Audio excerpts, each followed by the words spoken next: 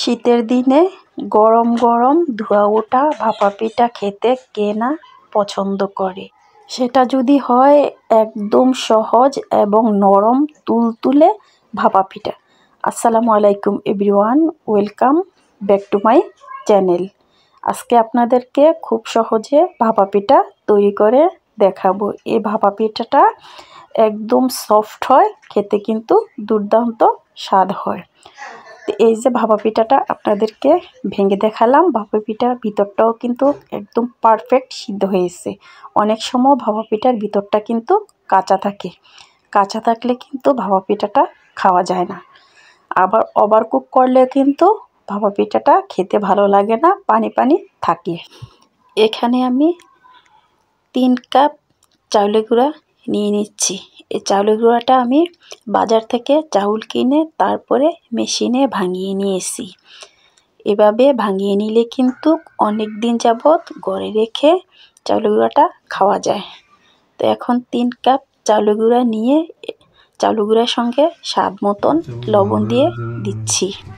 লবণ দিয়ে চাউলের গুঁড়ার সঙ্গে এভাবে ভালোভাবে মিক্স করে নিচ্ছি। লবণ দিয়ে কিছুক্ষণ মাখানোর পরে এখানে দিয়ে দেব হালকা গরম পানি। গরম পানিটা একটু একটু করে দিতে হবে, যেন পানিটা বেশি না হয়ে যায়। পানিটা বেশি হয়ে গেলে কিন্তু পিঠার ভিতরে বড় বড় দানা দানা হবে, তখন পিঠা খেতে ভালো লাগে না। অল্প পরিমাণ পানি দিলে পিঠার ভিতরে কিন্তু দানা দানা হয় না। আর এই যে চাউলের গুঁড়াগুলা কিন্তু একেবারেই ঝরঝরা থাকে। এভাবে কিন্তু মুঠে আসে, তারপরে চাপ দিলে আবার ভেঙে যায়। এভাবে মাখিয়ে 10 মিনিটের জন্য রেস্টে রেখে দেব, যেন চাউলের গুঁড়াটা ভিজে যায়। চাউলের গুঁড়াটা ভিজে গেলে কিন্তু পিঠাটা সফট হবে। তো এখানে একটা চালনি নিয়ে নিচ্ছি, যেন চাউলের গুঁড়াটা চাললে চাউলের গুঁড়া ছোট ছোট দানা দানা হয়। আর বড় চালনি দিয়ে চাললে কিন্তু চাউলের গুঁড়া একটু বড় দানা দানা হয়। আমার কাছে একটু ছোট দানাদার হলেই কিন্তু খেতে ভালো লাগে, দেখতেও কিন্তু সুন্দর দেখায়। এখানে এইভাবেই কিন্তু সবগুলি চাউলের গুঁড়া আমি চেলে নেব। এভাবে চেলে তারপরে পিঠা তৈরি করব। পিঠা তৈরি করার জন্য কিন্তু আগে চেলে রাখা যাবে না।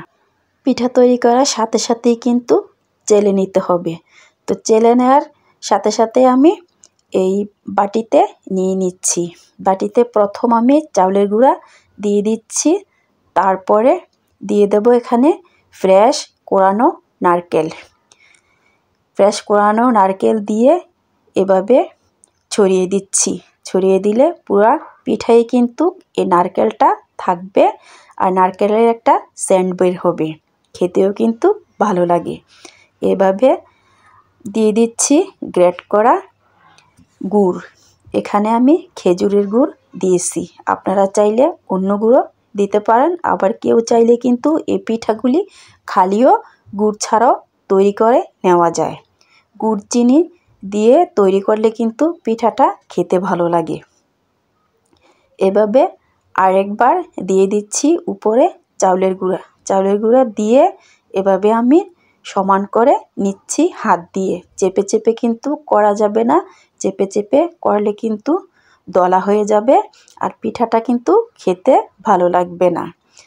এভাবে আস্তে আস্তে সমান করে নিতে হবে।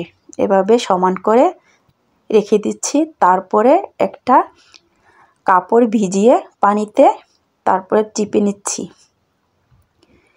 পানিটা ভালোভাবে চিপে নিতে হবে, যেন কাপড়ে বেশি পরিমাণ পানি না থাকে। পানিটা চিপে কাপড়টাকে একটু ছড়িয়ে তারপরে দিয়ে দিচ্ছি বাটিতে।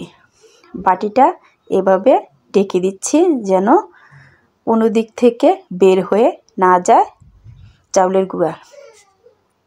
কাপড়ের মাঝখানে দিলে কিন্তু পিঠাটা ডাকতে ভালো হয়।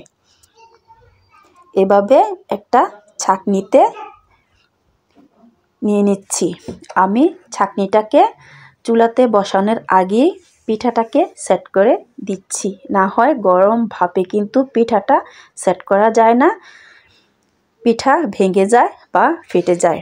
এখানে চুলার উপরে না দিয়েই কিন্তু নিচে থাকতেই কিন্তু আমি বাটিটাকে উঠিয়ে নিচ্ছি।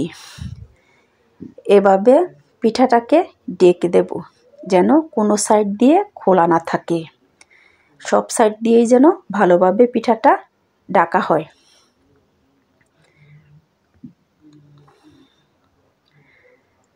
তো এখন একটা ঢাকনা দিয়ে ঢেকে দিচ্ছি। তো এখন গরম করা পানির উপরে দিয়ে দিচ্ছি। আজকে আমি পিঠাটা প্রেসার কুকারের উপরেই দিয়ে ভাপিয়ে নেব। আপনারা চাইলে পিঠা বানানোর পাতিলও দিতে পারেন। এভাবেই আমার কাছে সহজ মনে হয়, এর জন্য আমি এই প্রেসার কুকারেই দিয়ে দিই। তো এখন কিন্তু পিঠাটা সিদ্ধ হয়ে গেছে। পিঠাটাকে আমি 2 থেকে 3 মিনিট সিদ্ধ করছি, এর চেয়ে বেশি সিদ্ধ করলে ক্যাতক্যাতা হয়ে যায়। এভাবেই আমি সবগুলি পিঠা বানিয়ে নিয়েছি। এই যে একটা পিঠা আপনাদেরকে ভেঙে দেখাচ্ছি, পিঠাটা ভিতরে কিন্তু একদম সফট, উপর দিয়ে কিন্তু ভালোভাবে সিদ্ধ হয়ে গেছে। এভাবে পিঠাটা তৈরি করলে সফট যেমন থাকে আর পিঠাটা ভেঙেও যায় না, ফেটেও।